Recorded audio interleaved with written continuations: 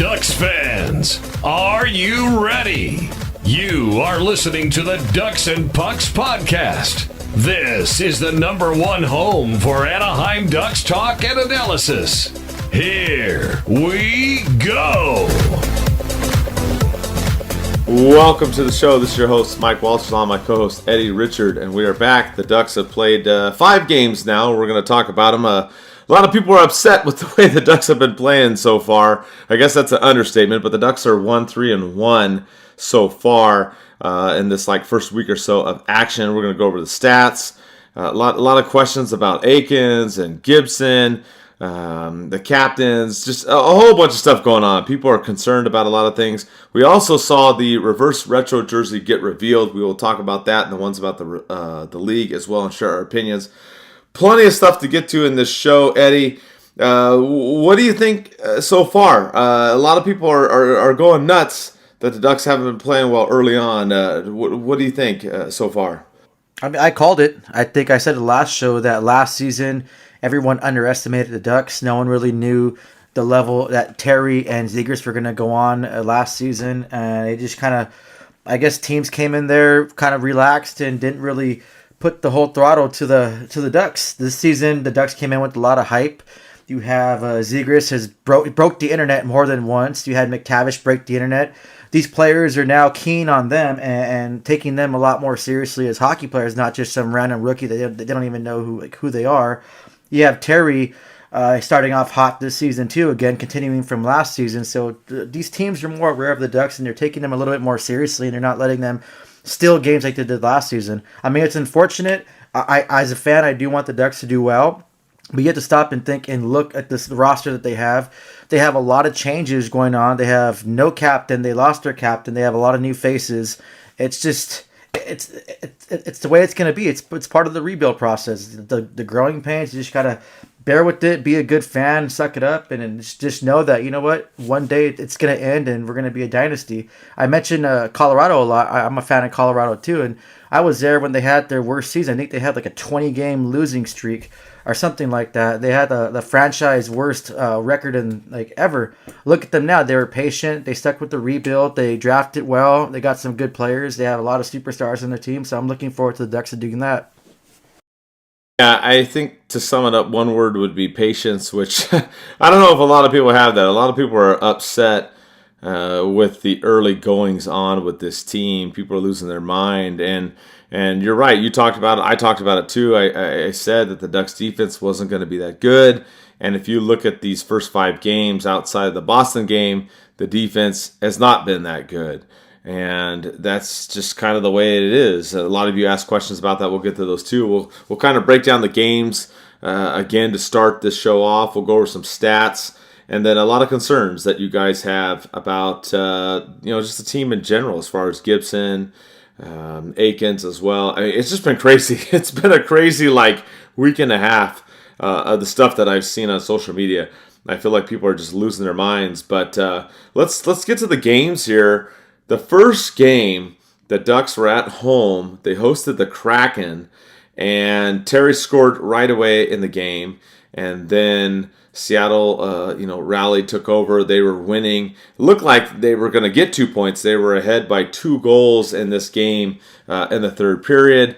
Ducks were able to come back, force overtime, and then you had Terry getting the last goal in this game to win it in overtime. A great outlet pass by Gibson in there, and the Ducks were able to pull this one off. The Ducks did not play well, but, the quote, comeback kids were, shown in this game again. Terry picked up where he left off from last season, and the Ducks were, able to pick this one up and beat the Kraken when it looked like they were going to lose, Eddie. Yeah, you know what? I felt like such an alcoholic at this game because after the first period, the Ducks were only credited with 9 shots, and I was already took 10 shots that day with my buddy. I had one of those days at work and just life was long, so I wanted to just hang out at home instead of going to the game and drink with my buddy. So I remember I tweeted that out and got a lot of laughs. But yeah, at that time I took more shots than the Ducks did. But I'm glad the Ducks came back and won their 6th consecutive home opener. That's important, especially for all the fans there. I know people are underestimating the Seattle Kraken, but they came out with some new swagger. They have Matty Beniers. He's been playing lights out for them. I tweeted too that kid's going to be a superstar. Just how young he is and how patient and everything he is with that. I'm glad the Ducks went out there and got that win. I'm so glad that Terry's continuing where he left off. We talked about him the other day on the podcast, the last one we did, wondering if he's going to continue where he's left off. And he is. He looks good. I think he looks better than last season. So that's one thing we can keep our heads up, that 6 consecutive streak going on with the season opener wins at home. Yeah, it was dramatic fashion. It looked like the Ducks were going to lose this game. It started out great. Then it kind of fell apart in the middle of the game. They were able to come back in this one. You saw Zegras get a goal here on the power play to tie it up. Frank the Tank Vetrano getting his first goal for the Ducks, and then Terry in overtime. I like calling him Frank the Tank, Eddie. I love that. I like it old school. I just think Frank the Tank. What do you think, Frank the Tank Vetrano? How do you like that nickname? You know what? I've been wanting this nickname to stick when Z and McTavish score, like Z-Mac. Yeah, goal and assist from Z-Mac. That sounds cool to me. I don't know. But Frank the Tank, that T-shirt. Come on, Mike. Make it happen. I know. And I'll get to the T-shirt thing a little bit later because Silverberg came up on these games too. But yeah, Frank the Tank Vetrano, man. I think that would be a winner for sure. But I think he would like it too. Yeah, he might, dude. We had the free Z shirt that he loved. Yeah, we gave it to Zegras, and he loved it this past summer, so he loved it. Hey, so. Delorier, sorry. Delorier liked his shirt too, so we have all these players liking the shirt, so got to make more.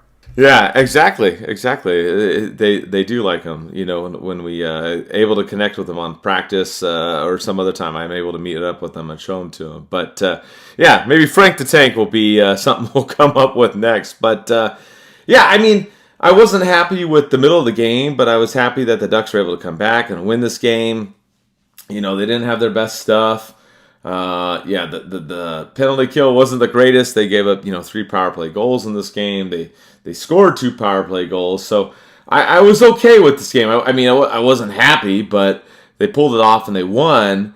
And then after that, they went into this game against the Islanders, and we had a watch party. We're gonna have a lot of watch parties this year, by the way, at Noble Ale Works. And Phil Hewlett came by, and well, this game against the Islanders did not go well. The Ducks got down early 2-0 in the first period, and then they could not recover in the second period. They gave up 3 goals in there and just started getting blown out. It was unfortunate. I don't know. I didn't think they played as bad as the score indicated, but this was a rough game. The only real highlight was, Terry getting another goal. He had 3 goals in the first couple games here. But this one was rough, Eddie. The Ducks were able to kill off all the penalties, but they couldn't score on the power play. Got outshot 2-1, which has kind of been a theme in these opening games. And just kind of a rough outing all the way, Eddie.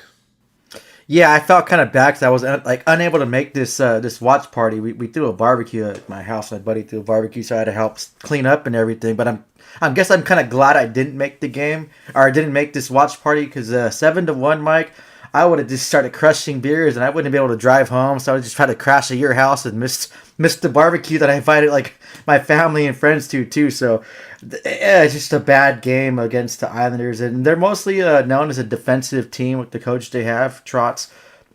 They just came out there and killed it. Apparently, I don't know, the Ducks just were asleep. Maybe the Ducks were at Noble L before that and they flew to New York that same day. Who knows what happened? It was a bad game. It's probably, man, I want to say it's just probably the worst game compared to that one game I covered it years ago that I still complain about when I was sick against the Flyers. I don't remember that game. It was like a 6-0, 7-0 game too. And I was sick as a dog, but I already said I was going to cover the game. So I woke up. It was like a 9 o'clock or 10 o'clock game too. On Saturday. Yep, Saturday. I remember that. And I was like, oh yeah, I think that this is comparable. I think this might be a little bit worse though, because it's the Islanders. Yeah, I remember when you covered that game. I was working. I was like, hey, can you cover this on Twitter? And then I remember they got destroyed that game. And yeah, I don't know. Maybe they had too many of the beers at Noble Ale Works too. I was drinking a bunch too. I posted some photos on there. My buddy Josh works there. We had a good showing despite the weather, too. I don't know if you guys remember that Saturday night. It was like rain and thunderstorms in Orange County. It was kind of crazy. So we were there, and it was going off. And, I was getting a little toasted. My better half drove me there and drove me home, thank God. She was my DD because I was throwing it back. Once it was 5-0, I was like, oh, man, this thing's over. So I was happy that the Ducks at least got a goal. But, of the first 5 games, this one by far obviously was not the best one. A lot of players did okay individually, but overall as a team effort, it was not good. And we also saw Gibson get pulled in the third period of this game, and there's some issues that came up with him again. They played the Rangers and lost that game. They got down by 2 early in that one. They were able to rally, and again, the Ducks had issues in that second period, giving up 3 goals in that game in the second period. They tried to fight back in the third. They got a couple goals in there, but ended up losing 6-4. Gibson again pulled in the third, and they said he was dealing with some kind of issue. They didn't really say what it was. It sounded like it might be a shoulder issue, but not good. They played these 2 games, Islanders, Rangers. I thought they played better against the Rangers, and they just couldn't get it done. They had Silverberg wasn't playing either. He was out with the flu in this game. You had Vetrano, Shattenkirk, and Strome. They were wearing the alternate, A's in this one. I like the fact that the Ducks did fight back in this one, unlike the Islander game, but they still came up short, Eddie. Yeah, Frank the Tank scored on his former team too, so that was good. And you had Zegras score on his favorite childhood team. So I guess those are some silver linings you can look at. I think Stolarz played well too. The saves I saw him make, they weren't that bad. He still let in a goal on 9 shots, but he still played pretty decent. Yeah, and we haven't seen a whole lot of Stolarz in this season, right? You had Gibson starting game 1. You had Stolarz coming in the third period against the Islanders, the third period against the Rangers. I thought he did a decent job in relief as well. And it's just a tough game overall. I mean, I like the way the Ducks fought back, but they still lost this one. And then they went on and played the Devils, which they had their best start of the season. You had Silverberg back. He got 2 goals early in this game. And you felt really good about this game. You thought, all right, the Ducks are up 2-0 on the Devils. Devils haven't been playing well, this season so far either. And then they rally in the second period. They're able to tie it up and then win in the third. And unfortunately, they lost this game. But, a key play in this one, Eddie, was Henrique. He had a chance to make it 3-1. His shot hit the post, and it didn't happen. And the Devils come back and tie the game. I thought if that would have gone in, the Ducks might have won this game or at least got a point in overtime. I mean, I felt like the momentum would have gone back in Anaheim's favor. That didn't happen. It went in the Devils' way, and the Ducks just couldn't recover. Yeah, I don't know, what the hell happened? Ducks were up 2-0. All right, it's going to be a good game. You have the Devils is really struggling as of late. Their fan base has turned on them already, trying to fire their head coach. And I thought it was going to be like, all right, Ducks are going to get their mojo back, their swag. We're going to see a nice little, maybe a 6-4, 6-3 kind of game. And all of a sudden, I do a couple things around the house. I come back and boom, it's tie. And then bam, they're the Devils score. And oh my, okay, what's going on? You lose against the Devils. And make things worse, the Devils the next day went ahead and beat the Islanders 4-1 too. So it's damn, insult to injury. Yeah, that was rough. I mean, I remember even hearing the fans, chanting about firing Lindy in the beginning of this game, and then they come back and win, and then they're all quiet. It's like, I'm like, man, tough crowd in New Jersey, but they ended up pulling this one off. They did get some lucky bounces in this game too. The Ducks haven't really had much puck luck in these opening games, unfortunately.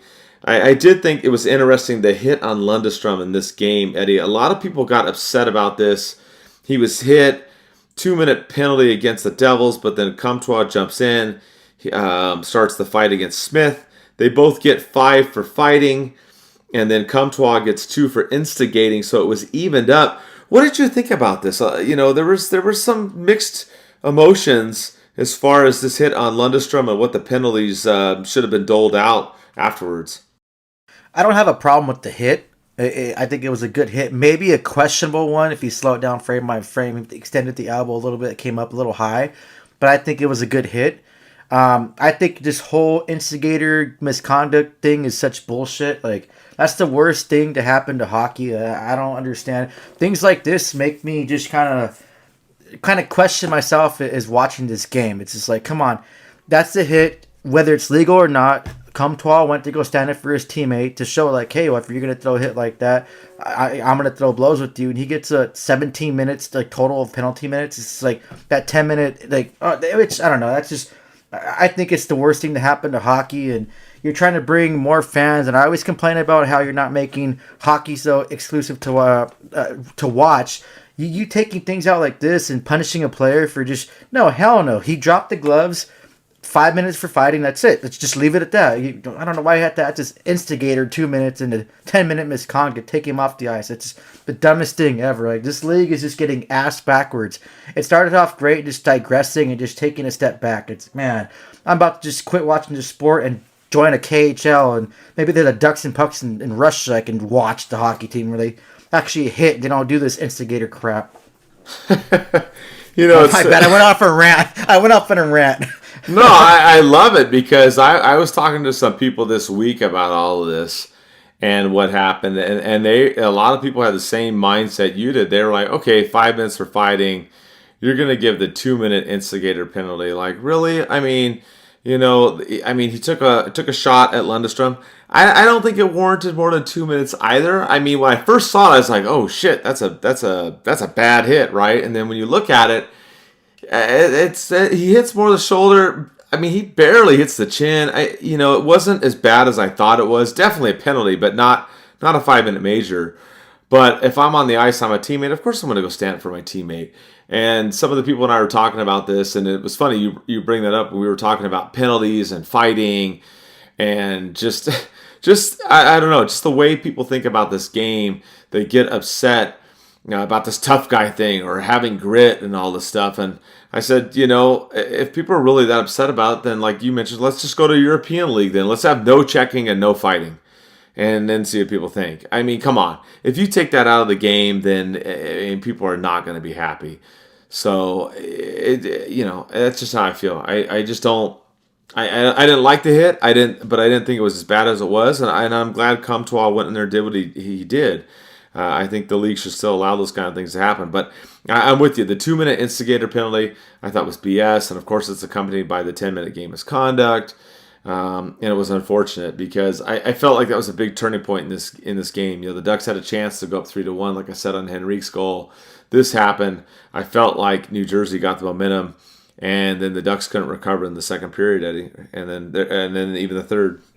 Yeah, that changes the whole momentum of the game. It's like, yeah, the fight sparks the team, you get happy, but then you're banged with a 2-minute instigator, which you have to kill off or makes it even, but you still have to have that penalty, and then you have your player that just got everyone hyped up on your team sit for 10 minutes. Like, what the hell? That's so stupid. It's a big momentum changer, and it's just, like I said, me personally, I don't know what the fans think. I know some fans are like, it's 50-50 on it, but I personally think it's ruining the game. I think it should be just taken out. Especially new fans too watching, they're gonna see that it's not gonna appeal to them. It's so dumb. It's just like crazy. They're gonna turn this to a glorified 110% advanced beer league. That's what it's gonna be like. You can't even check. I think the beer league I used to play in had more physicality than some of these games I've been watching last season and a few of the games this season. Oh, you know what too? Back on my rant. Yeah. Oh no. I'll just wait till we talk about today's game. Oh, okay, we can talk about it now. So, excuse me, we're recording after the Boston game. The Ducks, in this one, they went against Boston, high-flying offense, scoring like 5 goals a game. These guys have been blowing it out. And they battled them to a 1-1 tie. Frank the Tank getting another goal in this game. And they had to go to overtime, then they had to go to shootout, and the Ducks ended up losing this one. This one had a lot of penalties, though, in it. The Ducks had 4 power plays. The Bruins had 5. Neither team converted on that. Even some power plays in the overtime as well. And the shots were actually almost even, surprisingly. The Ducks have been getting outshot almost 2-1 in all these games until this one. I thought this was one of the Ducks' best games, and I really thought that they could win this one, Eddie. But they scratch out a point, and they lose in the shootout 2-1. Yeah, it was a good game. The Boston Bruins are coming out strong this season. They have a pretty solid team. They've been playing well. So my issue was I've seen Kleinberg. I forgot which Boston Bruins player was coming around the side over there coming to the Duck zone. He just kind of like a cute little a poke check. Dude, throw your shoulder on him, make a body check, get him off the play. The little cute poke check that you missed created an opportunity for the Bruins to go up. I don't know if like in the beginning if you saw the Bruins almost score that goal, that little one-timer just that resulted in a cross-check, a penalty on the Ducks, which he had to do. But it's like, dude, things like that, throw your shoulder. You're a big guy. Like, throw your shoulder into him and body check him. I don't know why you're trying to do this cute little poke check that you just failed on doing. Yeah, I mean, that's been, I think, the concern with a lot of people. We asked that question, too, on Facebook, if, the Ducks need to have some kind of, tough guy or more grit or however you want to frame it. And I was shocked because everybody was like, yeah, we do need that. And then, some of the responses I've seen on other platforms are, no, we don't need it. So I think that is an element that's been missing on this team. You don't have that. You have Comtois now getting in a couple fights. You have Max Jones kind of mixing it up. But are these really the guys you want to mix stuff up? You had Comtois. We had, I talked to him in the summertime. He actually had surgery on his hand, which was discussed before last season. He had a bone taken out of it. I mean, is that a guy you want fighting? And then you've had Max Jones that has issues and come back. He's trying to mix it up. The only other one you have is Carrick. Carrick's still out. Hopefully he comes back in the next couple of weeks or so. But you don't really have that on this team. You don't have somebody to stand up for those players and mix it up.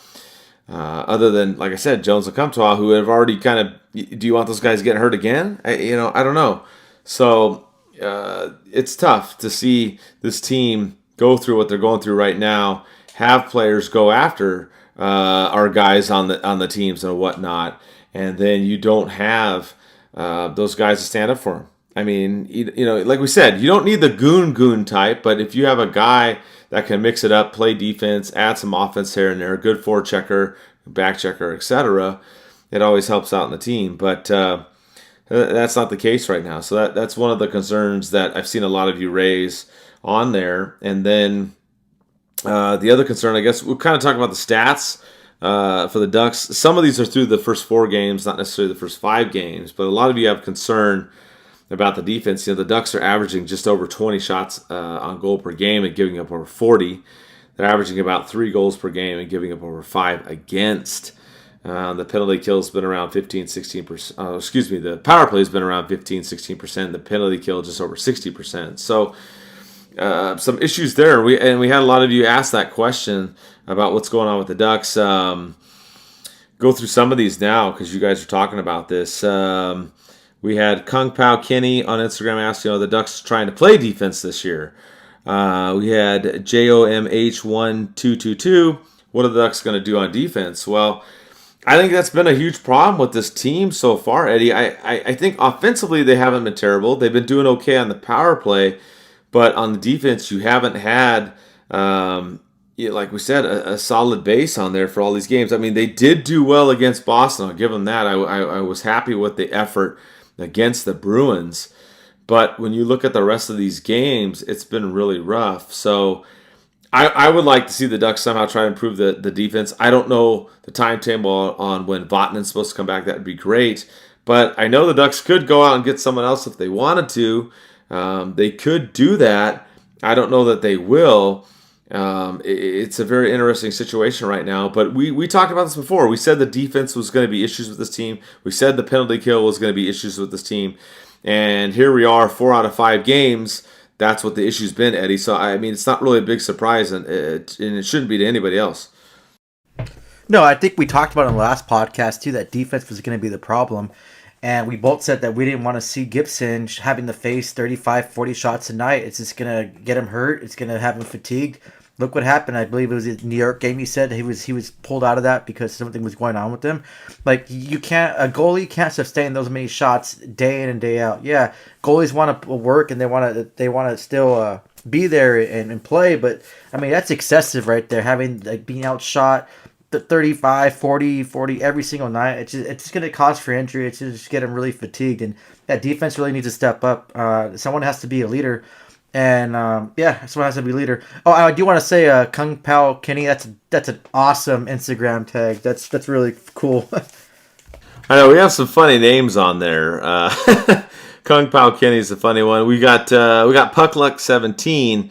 He talks about the defense too, and do we have any better options than Shattenkirk as our third pair right defenseman? And no, we don't. We don't have any better options. That's the problem.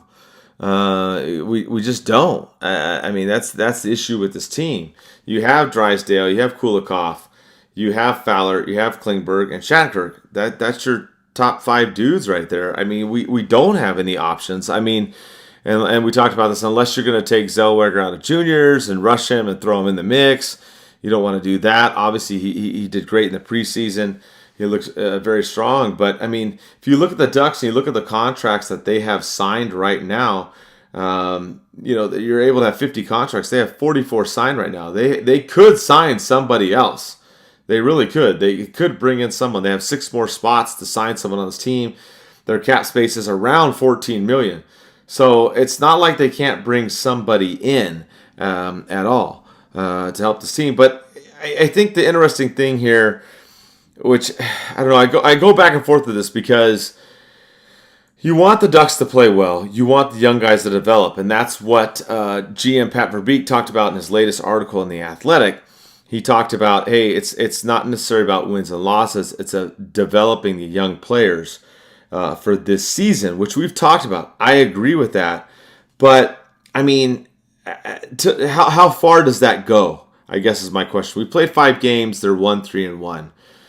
If the Ducks keep losing a bunch of games, is it still just going to be, all right, we're going to try to develop the young players? Like, my question, Eddie, is I don't disagree with what Verbeek's saying, but is there a limit to that? At what point do you go, okay, this team is playing like shit, and we need to do something to fix the team and have a competitive season? It's early right now, and I know a lot of people are freaking out. I'm not freaking out because it's been 5 games. I honestly think the Ducks haven't played poorly except for the Islander game. I don't. They've been in the other 4 out of 5 games, so I don't think it's horrible so far. It's early too. It's only 5 games, but do you think there's a limit to that? At what point, like if the Ducks go on a 10-game losing streak, do you think it's like, okay, shit, we need to start doing some stuff? Do we get another player? Do we mix stuff up? I mean, do you think there's a limit to it, or do we just ride out this season?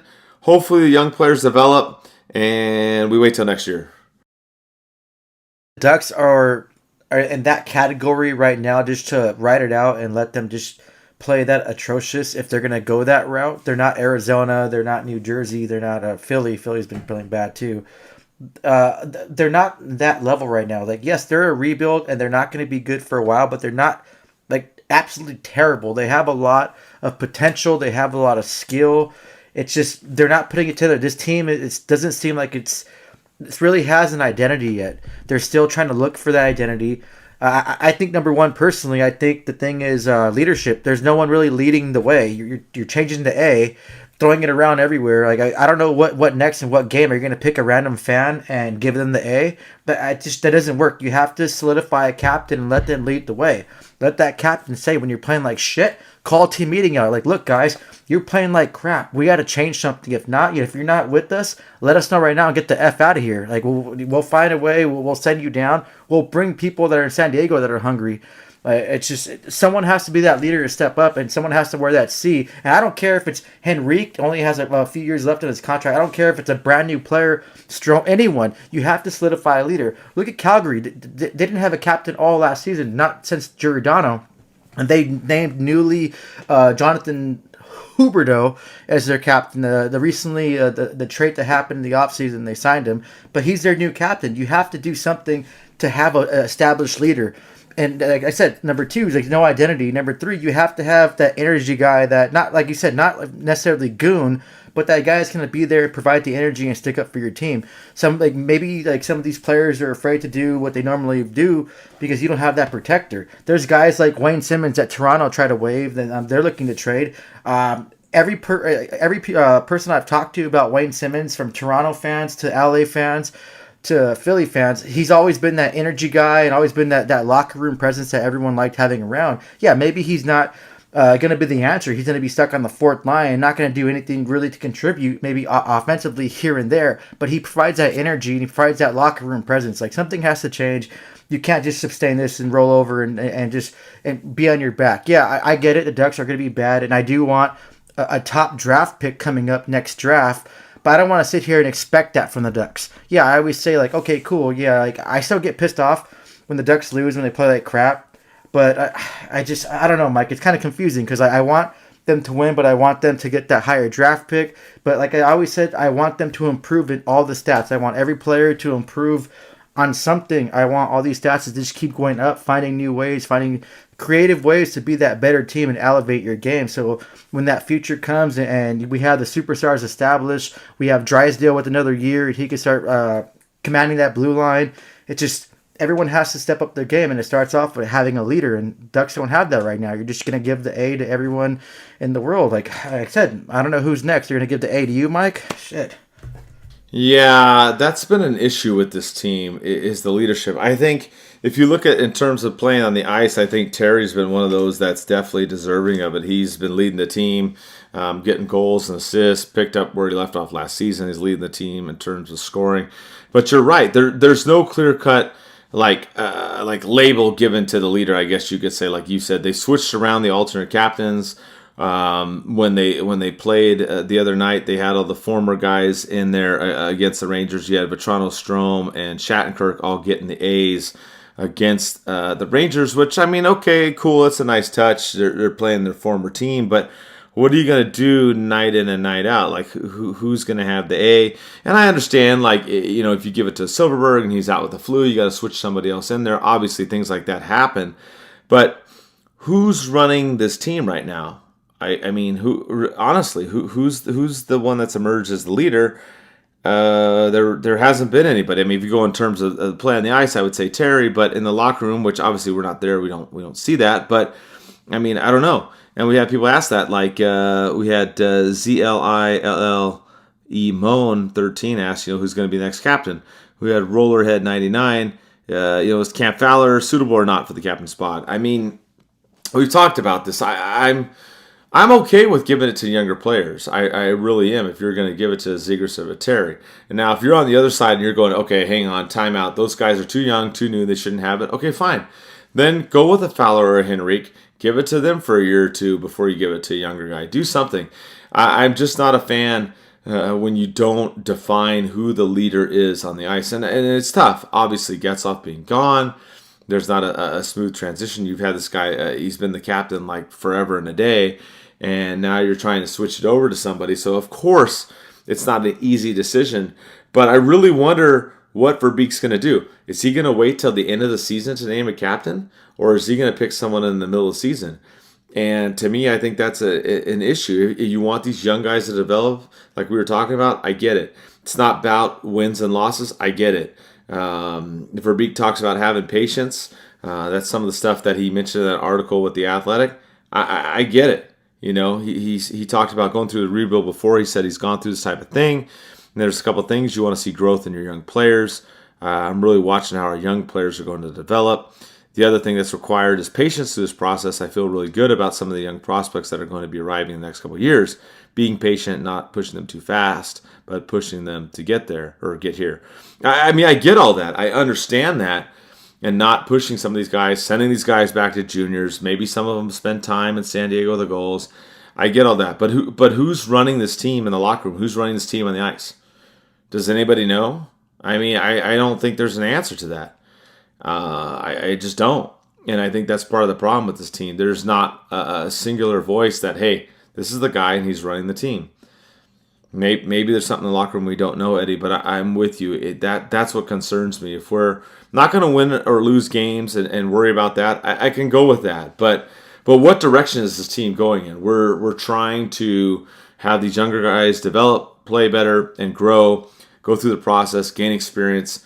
I'm on board with all of that. I totally get where Verbeek's going. And it wasn't about wins or losses for us this year at all, because we talked about, hey, if this team makes the playoffs, they're not going to go far anyways. We'd rather them, play better as a team, get a higher pick. I get that. But teams need leaders. Who's running the show with this team? I mean, if any of you out there know, I'd love to hear it, because Eddie, right now, I can't tell you who's running this team. I know who's scoring points and doing great on the ice, but who's the leader of this team, Eddie? I mean, seriously, you, me, on the podcast? I mean, who's running this team? Yep, you have me right there. You know what? Kung Pao Kenny, he's going to be the leader. His Instagram name, that's it. I pick him. But no, you know what? You're right. There's no leadership, and it's not necessarily your best player on the ice. I don't care if you name a fourth liner, a captain. At this point, even though I'm against it normally, go name a rookie, someone that's going to step up and lead this team. It's going to hold everyone accountable for their actions. They aren't afraid to call them out.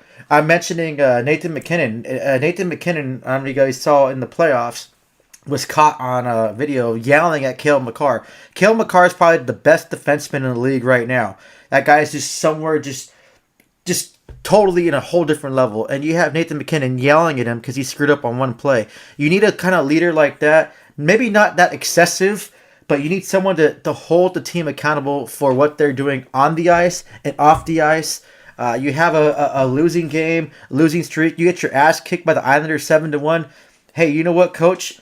Can you step out real quick? I want to call a team meeting. I want to talk to these guys, and I want to set them straight. Have that core leadership, but it starts with the captain, and you don't have that with the Ducks right now. It's just I can't see. I don't know if that's going to solve the problem, you naming a captain, but I don't know. It's just you need a captain. You need someone to sit there and take the lead. You need someone that's going to accept responsibility when they have a bad game and be that anchor for the team. I think Cam Fowler will be suitable. He would be suitable for a captain spot. You know, he did live with Scott Niedermayer, and he was kind of like taught by Scott Niedermayer. And Scott Niedermayer was a fantastic captain when he was a Duck. He was a fantastic captain when he was a Devil. I think that, you know, he's been on the team for a while, which doesn't really matter the whole longevity of it. But I think he has what it takes to be a captain. He's been around the really bad times. He's been around the good times. He knows the roster. And then we're forgetting about one person, too, that we're leaving out by not discussing this. Maybe talk about Ryan Getzlaf. He's been the captain for many years, and he's been a phenomenal captain, probably one of the best in the league. Get his input. Hey, we're having this issue. Who do you think can fill this role? Who do you think that can help the team rise up? And who do you think's ready to step up? And who cares if he just met Ryan Strome or one of the new guys? If they're suitable and they can step up and elevate this team and be that leader, then so be it. Who gives a damn if you're first day here, you're on your way out, veteran that you barely scored points, or you're a brand new rookie. Just someone has to be named, and I think it'll be important to have Getzlaf's input into it too, because he's been around the team for a while. He's been around the league for a while, so he knows how it is to be a great captain. And I think having his input would probably help the team and help them make a decision on who's going to be the next captain. You bring up a good point. I didn't think about that. Yeah, why not talk to Getzlaf? He's still here in town. He hasn't moved to Tennessee officially yet. You know, hit him up. That's a great point, Eddie. Before we get to more stuff, we got plenty more to cover in the second half of the show. Don't forget some of our sponsors. We are part of the Old City Sports Network. We have a couple sponsors with them. If you've checked on Twitter, we're now part of Fanatics. If you look on there, we have a link on there. You can go on there and get a discount and buy all your Ducks gear. So the link is on there, pinned on our Twitter page at the top. We're also sponsored with buckedup.com. If you need any energy needs, Eddie uses the product. It helps him work with his workouts. You can get a discount there at buckedup.com at DucksNPucks 93. So that's another one to check out as well. So going into that, like you said, Eddie, you were talking about, you know, not having a captain and whatnot. That's a concern too. And now people are starting to shift blame onto Dallas Eakins, and they're losing their mind over that. I saw people, you know, after they lost 3 in a row against the Devils, especially being up, everyone's talking about, oh my God, let's fire Eakins, you know, and all this nonsense. And we had a guy on Instagram ask that, NISRINAPRIHADI. Sorry, but I don't know what it stands for. But he was asking, you know, when do we think that Eakins would be fired? And honestly, I think, it's too early to ask that question. I don't think it's Eakins' fault, you know, through 5 games. I don't see him getting fired this season unless the Ducks go on some kind of crazy 10, 15 game losing streak. I don't think he's going to be fired. And I don't think we should even talk about that right now. I think it's way too early. I think, a lot of people are putting blame on Gibson. A lot of people are getting upset at Akins. I just think it's too early. And if you look at that article, again, I'm going back to the one with LeBrun and Verbeek in the Athletic. He talked about it as far as Verbeek, taking him and whether or not, moving around. He said, it's quote, it's not fair me coming in 2-3 months and then going with a new guy in the sense that I just blew up the team at the trade deadline, which is what he did. So I want to give him a chance, and it gave us an opportunity to get to know one over the course of the offseason. So, I'm with him with that. The contract's up at the end of the year. I really think Verbeek rides out Akins till the end of the year, and we see what happens then. Like I said, the only thing that would change my mind, Eddie, is if the Ducks go on some crazy-ass losing streak and they just lose a shit ton of games in double digits. But other than that, I think Akins is here to stay. And honestly, I think he has done better so far this season. He's changed up the lineups almost every game, tweak things, trying to get the right combinations and whatnot. So I'm not saying he's knocking it out of the park, but the fact that he's making changes and trying to do things and get this team back on track, where last season he'd kind of ride the same lineup here and there throughout some of these games, I would say still give him a chance and still give him time. I wouldn't make any rash decisions just yet. Yeah, I don't think he's the problem. He's always been known as a player's coach. He's really big on fitness and everything like that. So I don't think he's necessarily the problem of it. Just like you said, the whole roster is blown up. You're so used to having guys that have been on the team for a while, and all of a sudden now it's like you have new guys, you have people that were traded. That emotion goes into it. This season he made some signings. You had Klingberg come in at the last minute as a signing. It's gonna take time for this team to gel, to really find each other, like to know each other, just like any other sport you guys ever play. Guys ever play sports, you bring a new guy and it's going to take some time for you to actually gel with them. It's rare that you instantly can connect with someone and have that chemistry. Chemistry takes time. It takes off-ice activities too. I remember we talked about that during the whole COVID thing where the players couldn't hang out when the Ducks were doing bad. I said that was an issue that I had too, because you can't have these new players kind of connect with each other and gain that chemistry. That's really important. It's still early to tell what's going on. The Ducks, they started off hot last season and they just digressed come January. So who knows? The Ducks may be starting really low this season and just blow up by January. You never know with this team. You never know with hockey. Look at what LA did last season. Everyone thought LA was just going to be the bottom of the barrel, trying to shoot for a top 5, top 10 pick, and they ended up making the playoffs and they almost beat the Oilers. So that was just kind of crazy to see. You never know with this, but I don't think it's his fault, the coach's fault necessarily right now. Like you said, Mike, once that 10, 15 game losing streak comes, maybe that's a question. Maybe if the players aren't responding to him, that's another thing. If the players aren't responding to the coach, then it's time to go. No fault to the coach, but sometimes things don't work out. Your players aren't responding to you. You got to make a change. You can't just keep that same thing going. Yeah, it's early, and I think some fans forget too. If you remember, the Ducks weren't a first half season team. They used to have slow starts in October and November, and then they would turn it on in December, January, and play better the second half. They were like that for a while. Obviously, the last couple seasons have been different. They haven't been like that, but it's early. Take a deep breath, take a shot, take a sip of your beer, go for a massage. I don't know. Do whatever you got to do to relax. A legal massage. Yeah. A legal one. Yeah. Not with the little neon lights and the little curtains. Yeah. You know what I mean. Do whatever legally you can to just mellow out people. People are really freaking out on social media, and I'm like, you guys need to calm down. It's super early. Just relax. Well, and we'll see what happens. So. At least we're not Devils fans chanting for the first game to fire the coach. It's dude, come on, guys. The first game and the first goal you score. I don't even think this. I think they were chanting to fire the coach when they were winning against the Ducks too. It's that team is just. I don't know what's going on with them. Yeah, well, New Jersey fans are rough, man. They're pretty intense. But yeah, I mean, just Vinny and Paulie, I guess, from Jersey Shore, they're pumping everybody up. Like, I'm glad. I mean, our fan base gets pissed off. They complain. I'm glad they're not like New Jersey fans, like home opener or whatever. Fire him, fire him. It's like, dude, it's like you guys like have your little red carpet thing. You're saying fire the coach already. Like, relax, guys.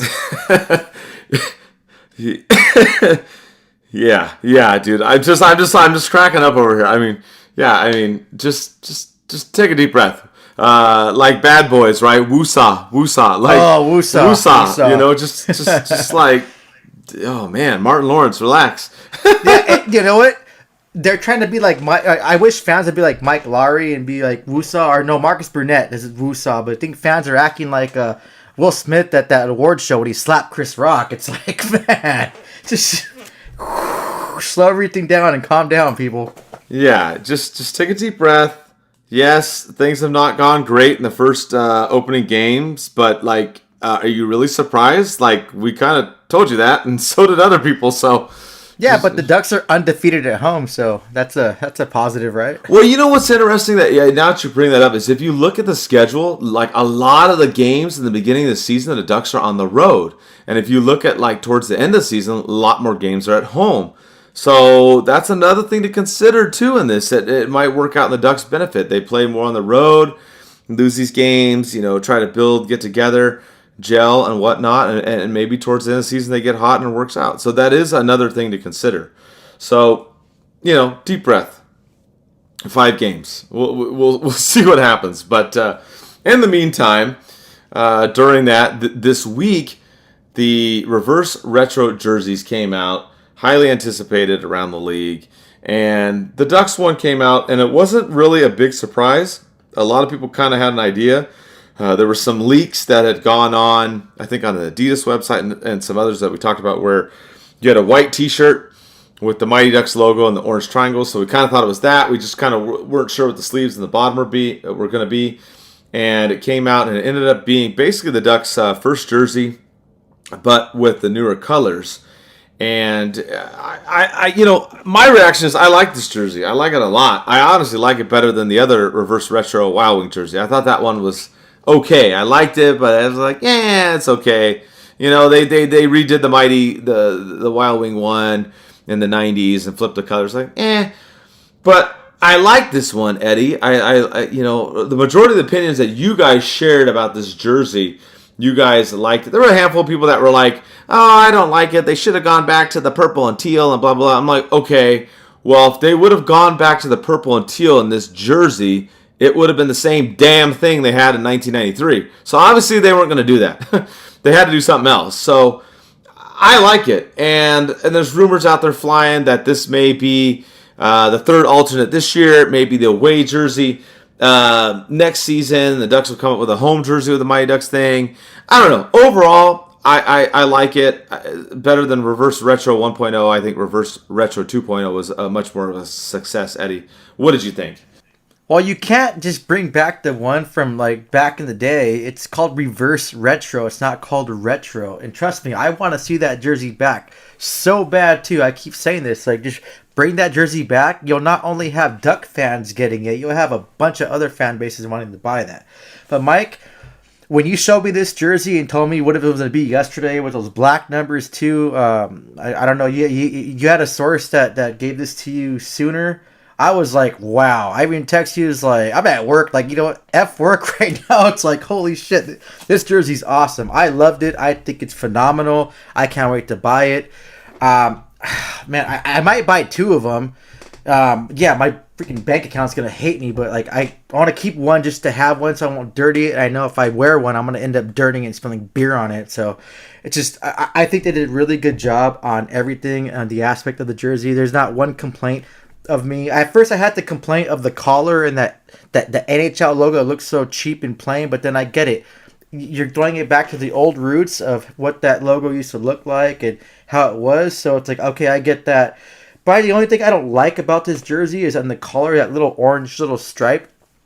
That's probably the only thing I don't like about this jersey, but I think it's just knocked out of the park. It's beautiful. I love it. I can't wait to get it. I can't wait to rock it. It's just, Ducks did a really good job designing this jersey, and I think it's one of the better jerseys out there, if not the best reverse retro 2.0 jersey in the league right now. And you know what? Last season's too, what I got pissed off about, it's just I bought the authentic jersey, then I checked out the Fanatics version jersey, and they were exactly the same. There was no difference. So I spent the extra money for that authentic when I could have just bought the exact same one. It just seemed like it was more lazier last season, but I think this is a step in the right direction. I don't know. Maybe the Ducks are just trying to throw that old logo out, and maybe one day we'll see it. We'll have this as an alternate third jersey. I know it's a quote unquote away jersey, but look at you have LA have that old school Los Angeles thing that's white, and they wear that as their third jersey. So I don't know. I like it. I think it's phenomenal. I can't wait to wear it. I think the Ducks knocked out of the park on this one.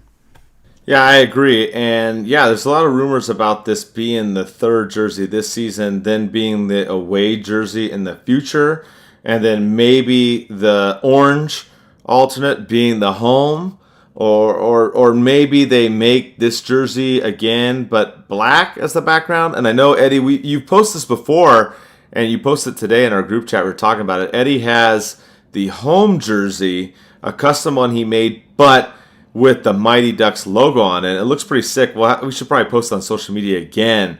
So I'm with that. Like, if they do a home one in black with the Mighty Ducks logo, that would be pretty sweet. And it doesn't have to be exactly like this reverse retro. It could be something slightly different. It doesn't always, the home and away don't always have to be exactly the same pattern. But I'm totally on board. Like, let's just go back to this logo, get rid of the Web D, and let's just roll with this. I think that it would just be so much better. If they bring back the alternate third and make that the home, fine.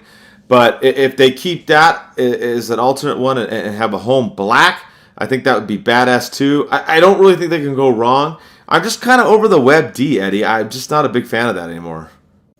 I honestly like it. Like, for some reason, I do like it. And you know, I was thinking too. I was going back on my whole jersey. I'll talk about my whole custom jersey. You know, Mike, the only jersey I do not own from the Ducks is the Adidas away jersey of the Web D. So I need to step up in that and get that. I'll probably never wear it because I don't like wearing white. So if you guys know a website that's legit, that doesn't sell, that sells authentic jerseys, so I can get that for cheap, or you find an eBay post, please tag me in it so I can get that jersey. I just want to have it just to have it.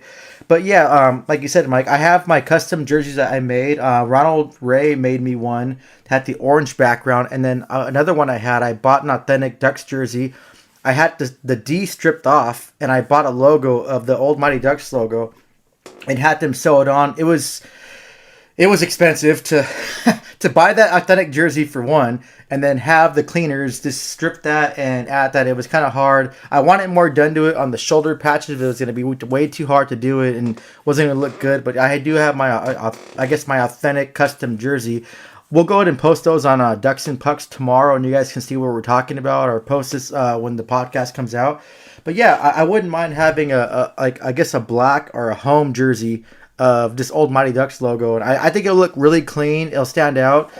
I prefer it as probably a third jersey.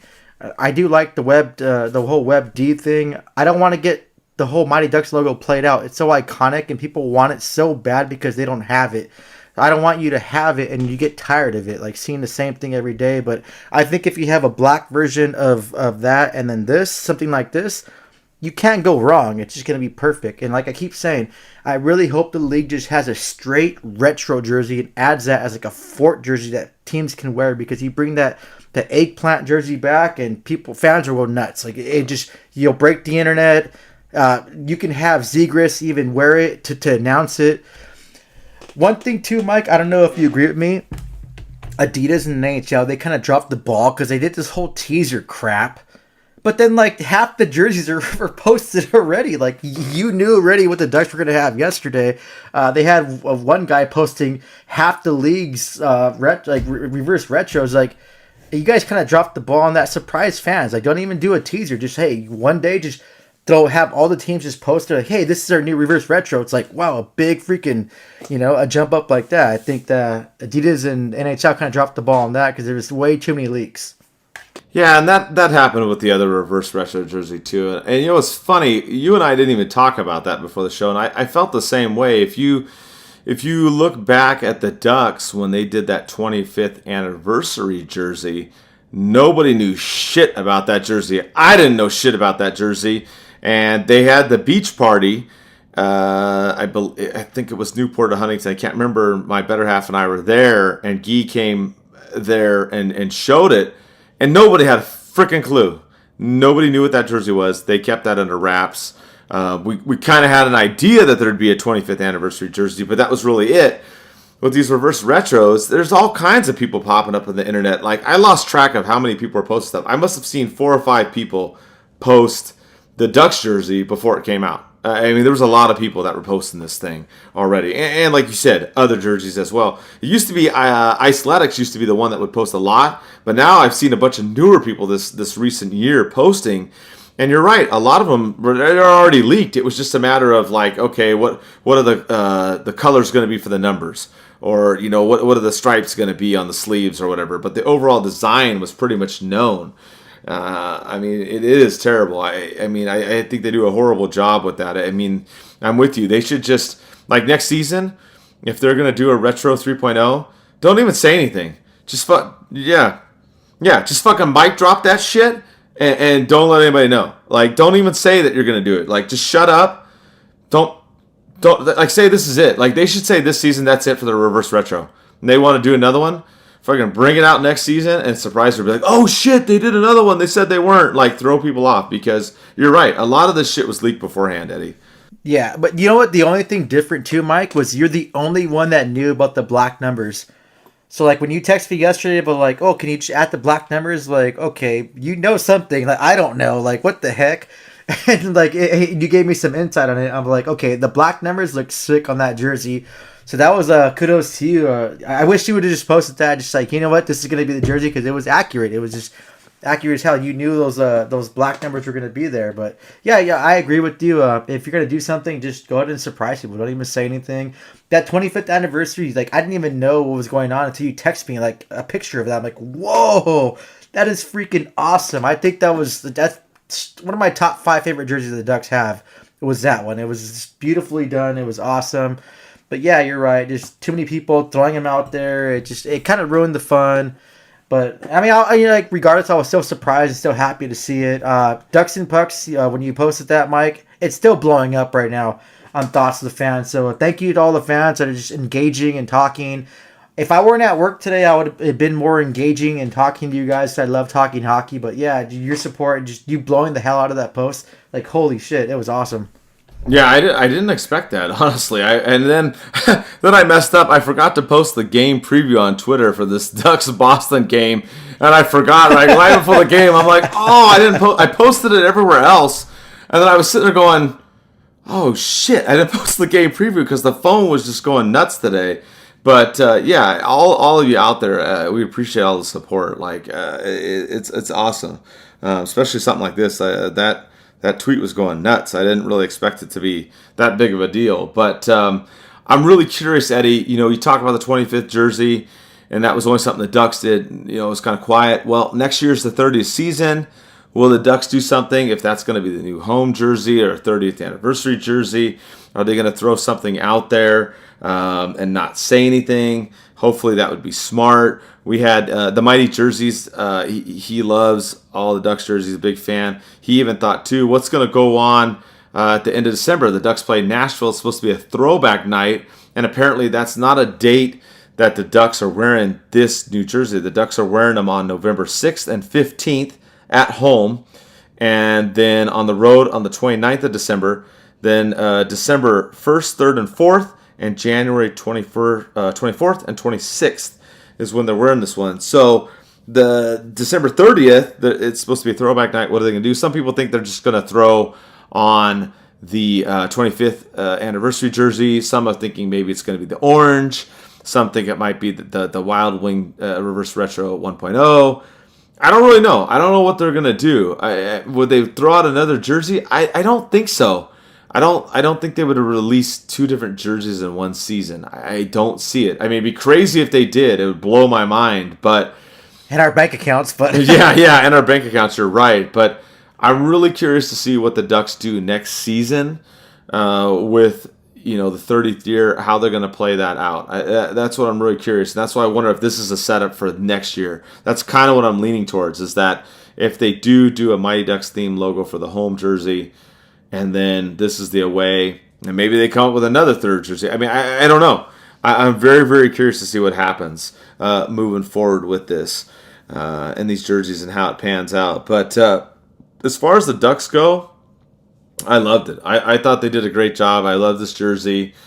I was surprised. I thought the numbers would be orange, and then someone told me last minute the numbers would be black. That's why he posted that. Oh, the black. I love it. I love the black. I want to shout out to that Mighty Jerseys account, too.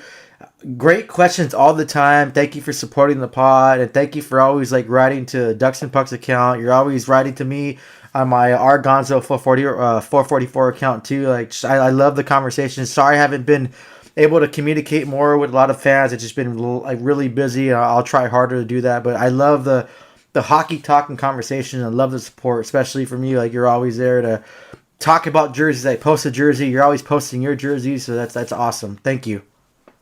So what did you think about these jerseys? We had, and I agree with you too, the Mighty jerseys, that guy is fantastic. Thank you for all the questions and support. We have another fan, TOMO_WB, Tom, that's he's across the pond in the UK. He asked about these reverse retro jerseys, excluding the Ducks. Which ones did you like or not like, or which were your favorite and least favorite of this 2.0 version, Eddie? Okay, so I'll start. I like the Florida one. I think the Florida one was really clean. I do like the Buffalo Sabres. I think the Sabres, Sabres have some really nice jerseys, and I know they're a bad team, but they're probably one of my top favorite jerseys of all time that they have. Their jerseys look so clean all the time. I do like the Vancouver ones a little, that old school, throwing back to the roots, but it was still cool. I did like that. I like the Washington Capitals minus the little ad they had on their jersey, and I did like the New York one, the Rangers one. The ones I did not like, I'll give a shout out to the Vegas one, all because they had the glow in the dark jersey. It was so outside the box. That was kind of cool. Ones I didn't like too much were Detroit and Chicago. You guys just kind of copied each other. That made me laugh. What was the other one I was talking?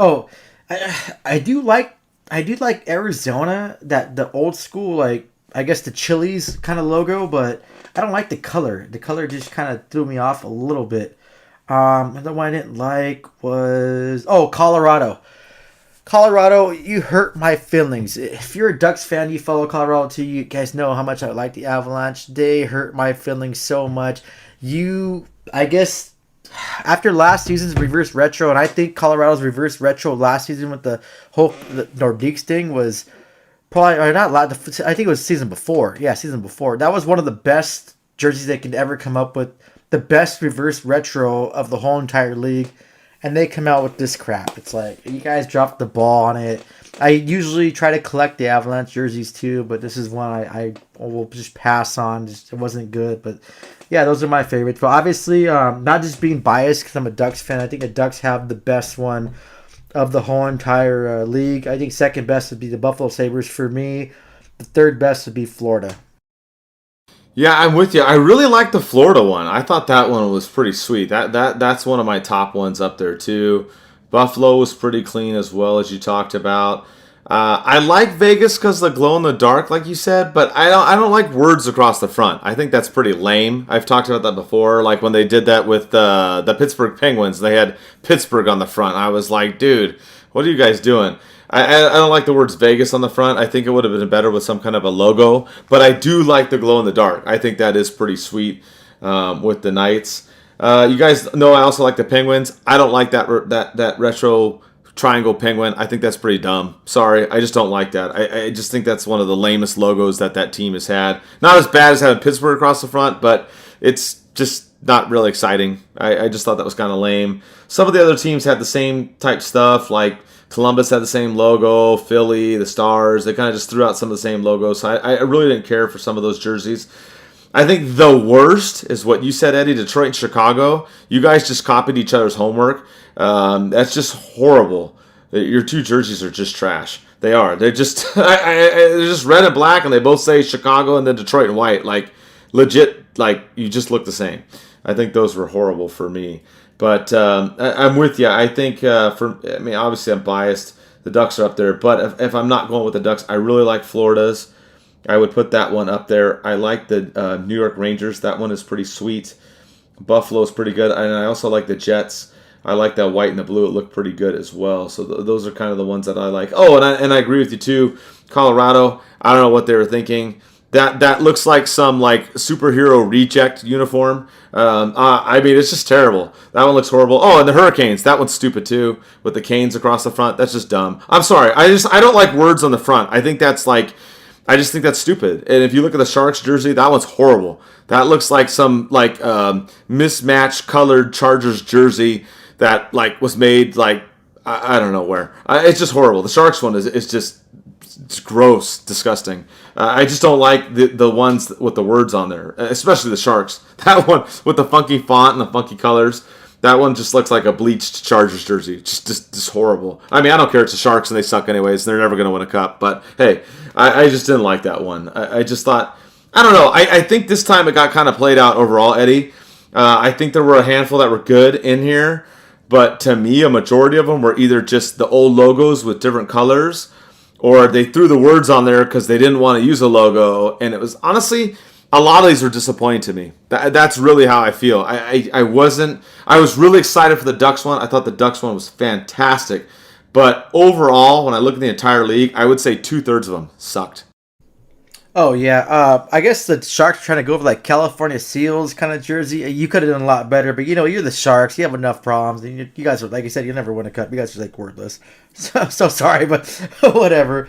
But yeah, I really wish Colorado would have went back with the whole Nordiques jersey. I know Adidas sold like an updated one with the darker blue, like the whole, like I guess a home one that they just made and created. It was phenomenal. It sold out in minutes. I couldn't even get one, so I'm still looking for one. It's just a beautiful jersey, and I'm gonna try to get some audiograms so like, when we're talking about something, you can hear us on Twitter. We'll just do a little clip. And I can show you what we're talking about and have the pictures. So I'm gonna try to work on that, so you guys can see it. If not, then I'll just post it and just say, hey, we were talking about something on the show. If you guys listen, here's what we're talking about.